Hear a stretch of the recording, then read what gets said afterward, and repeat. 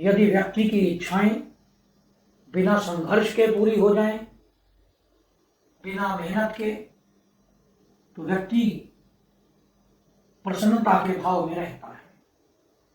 और यदि इच्छाओं को पूरा करने के लिए उसे संघर्ष करना पड़े, मेहनत करनी पड़े, या उसकी इच्छाएं पूरी ही ना हो, तो व्यक्ति को निराशा की भावना घेर लेती है।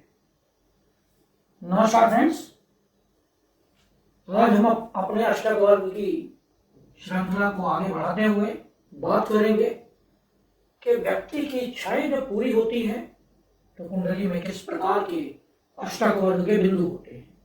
प्योर मैथमेटिक्स है, जो लोग ज्योतिष नहीं जानते वो बहुत आसानी से समझ सकते हैं। आप अपनी कुंडली को किसी भी ऑनलाइन पोर्टल से डाउनलोड करें और उसके पश्चात उसमें से अष्टक वर्ग के जो सर्वाष्टक वर्ग का भाग है उसे देखें। व्यक्ति की जो इच्छाएं हैं वो तीसरे भाव से आती हैं। कुंडली का जो तीसरा घर है वह व्यक्ति को इच्छाओं को बढ़ाता है। ये हमारा लग्न है, पहला, दूसरा, तीसरा। तीसरे भाव से हमारी इच्छाएं होती हैं और 11वें भाव में हमारी इच्छाओं की पूर्ति होती है। तो हमारी इच्छाएं जो हैं वो पूरी होंगी या नहीं होंगी, यह सब हमें तीसरा घर और 11वां घर बताता है। और किसी भी घर से तीसरा घर और 11वां घर उस भाव से संबंधित इच्छाओं की बात करता है। अगर हम चौथे घर की बात करें तो चौथे घर से तीसरा घर यानी छठा घर, और चौथे घर से 11वां घर यानी दूसरा घर। तो चौथे घर से हमारी इच्छाएं क्या हो सकती हैं? हमारी माँ है, हमारे सुख साधन है, हमारा परिवार है, हमारा घर है, हमारे पद प्रतिष्ठा है, हमारी नैतिकता है। तो इससे संबंधित जो भी इच्छाएं हैं वो हमारी पूरी होंगी या नहीं होंगी। कई बार होता है कि हमारी इच्छा बड़े मकान की ना होकर एक छोटे मकान की है, साधु की इच्छा एक कुटिया की है, सन्यासी की इच्छा एक आश्रम की है। तो क्या उसकी इच्छाएं पूरी होंगी? और कई बार होता है कि व्यक्ति की इच्छा नहीं भी होती तब भी उसे उस घर से संबंधित कुछ अच्छे शुभ परिणाम मिलने लगते हैं।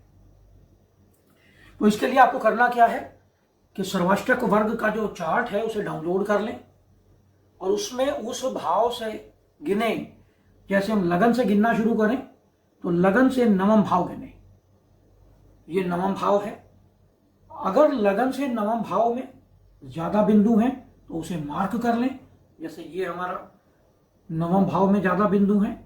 आगे चलते हैं, दूसरे घर से देखते हैं, नवम भाव में ज्यादा बिंदु हैं, इसे भी मार्क कर लेते हैं। तीसरे घर में बिंदु ज्यादा नहीं है, चौथे में भी ज्यादा नहीं है, पांचवें में भी ज्यादा नहीं है, छठे में ज्यादा है। छठे में देखें तो 7, 8 और 9, यहाँ 24 है, यहाँ 28 है, इसे भी मार्क करते हैं। सातवें में देखें तो यहाँ 25 है, यहाँ 33 है, इसको मार्क करते हैं। सातवें, आठवें में यहाँ भी ज्यादा है। 9वें से 9वें देखें तो कम है, क्योंकि ये नवम भाव है, इससे नवम भाव ये बनता है। अगर गिनती करें तो 1, 2, 3, 4, 5, 6, 7, 8 और 9, तो यहाँ बिंदु कम है। दशम से देखें तो दशम से भी बिंदु कम है। 11वें से देखें तो 11वें से भी कम है, और 12वें से देखें तो 12वें से भी नवम भाव में बिंदु कम है। अब हम आगे चलते हैं। लगन से नवम भाव में अधिक बिंदु हैं, तो अब हम लग्न से उस घर से 11वां घर मार्क कर लेते हैं। ये 11वां घर हुआ। तो अब ये घर बलवान है। इस घर से संबंधित जो इच्छाएं हैं, क्योंकि इस घर से तीसरा घर ये है, ये हमारी इच्छाएं हैं, और इस घर से 11वां घर हमारा ये है। तो इच्छाओं की जो पूर्ति है वो बहुत आसानी से हो रही है, यानी 11वें घर से संबंधित हमारी इच्छाएं पूर्ण हो रही हैं। आगे चलते हैं। इस घर से हमारा दूसरे घर से नवम भाव ये है, तो इससे देखें तो 12वां घर बलवान है, क्योंकि 12वें घर से ये तीसरा घर है और ये 11वां घर है। आगे चलें, यहां देखें तो इससे चतुर्थ भाव जो है ये बलवान है, क्योंकि चतुर्थ भाव से 11वां घर 28 बिंदु हैं और चतुर्थ भाव से तीसरे घर में 24 बिंदु है।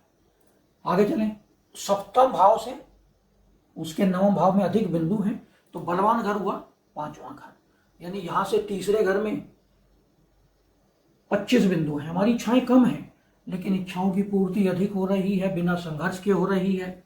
आगे चलते हैं, तो आठवें घर से बिंदु अधिक यहां है, यानी इसके लिए बलवान घर कौन सा हुआ? छठा। आगे चलें, तो ये 5 घर जो हैं ये बलवान घर हैं हमारे। चौथा घर, पांचवा घर, छठा घर, 11वां घर और 12वां घर। अब हम बात करते हैं एग्जाम्पल की, वही मोदी जी की कुंडली पे अप्लाई करते हैं और देखते हैं, क्योंकि एक ही कुंडली पे अप्लाई करेंगे और समझेंगे, बड़ी आसानी से हमें समझ आ जाएगी। यहां देखिए, तो चतुर्थ भाव से हम बात करते हैं, तो चतुर्थ भाव बलवान है। तो चतुर्थ भाव बलवान होने के कारण मोदी जी की कोई भी अपनी घर नहीं है, लेकिन महल है, सरकार ने महल दे रखा है। प्रधानमंत्री भवन रहने के लिए मिला है, उससे पहले उन्हें मुख्यमंत्री का आवास मिला हुआ था। घर से संबंधित उनकी अपनी कोई इच्छा नहीं है, लेकिन इच्छाएं अपने आप पूर्ण हो रही हैं। पंचम भाव देखिए, तो पंचम भाव से 11वें घर में 33 बिंदु हैं और पंचम भाव से तीसरे घर में 25 बिंदु हैं। पांचवा घर क्या है? पांचवा घर बिना ही कोई कंपटीशन के पद की प्राप्ति, मुख्यमंत्री बने, बिना चुनाव लड़े। पांचवा घर हमारा पूर्व पुण्य बल का है, ध्यान का है, मेडिटेशन का है, संस्कारों का है, एजुकेशन का है, तो यह घर भी बलवान है। छठा घर देखिए, तो छठा घर बलवान है क्योंकि छठे से घर से 11वें में 31 और तीसरे में 25। बिंदुओं में जितना अधिक डिफरेंस होगा उतने अच्छे परिणाम मिलेंगे। तो छठा घर कंपटीशन का है, कंपटीशन आज तक हारे नहीं है। छठा घर शत्रुओं का है, शत्रुओं को हमेशा पराजित किया है। 11वां घर देखिए, 11वां घर पद प्रतिष्ठा, सोशल गैदरिंग, सोशल नेटवर्किंग, मान सम्मान, पद प्रतिष्ठा, अवार्ड्स। तो 11वें घर से तीसरे में 21 बिंदु हैं और तीसरे में, और यहां 11वें से 11वें में 33 बिंदु हैं, यानी 12 बिंदुओं का डिफरेंस है। कई देशों में इन्हें सर्वोच्च नागरिक का अवार्ड मिल चुका है, बड़े बड़े अवार्ड मिल चुके हैं, पदों की प्राप्ति हो चुकी है बिना किसी चाहत के। 12वां घर देखिए, मोक्ष का है, ध्यान का है, सोशल सर्विस का है, समाज सेवा का है, तो उससे संबंधित समाज सेवा बलवान है। तो यह घर भी बहुत अधिक बलवान स्थिति में है। तो यह था विश्लेषण कि आपकी जो इच्छाएं हैं उसे आप अष्टक वर्ग से कैसे देख सकते हैं कि वह पूर्ण होंगी या नहीं होंगी। तो यह विश्लेषण आपको कैसा लगा इस पे कमेंट करें।